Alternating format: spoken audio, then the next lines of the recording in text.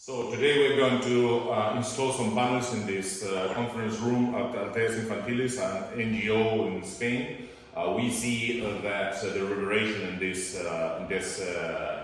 VZ room is quite high. We're going to see afterwards the results, and in order to make it easier, the communication and that the capacity of concentration in the room it's much better.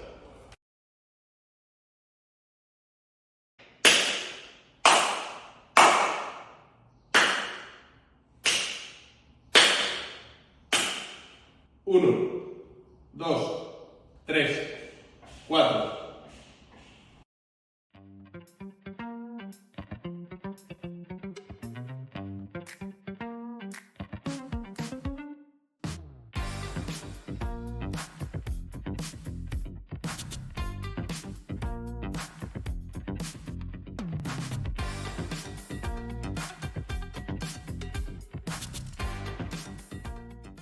So after 35 minutes, you see the results. Reverberation is gone.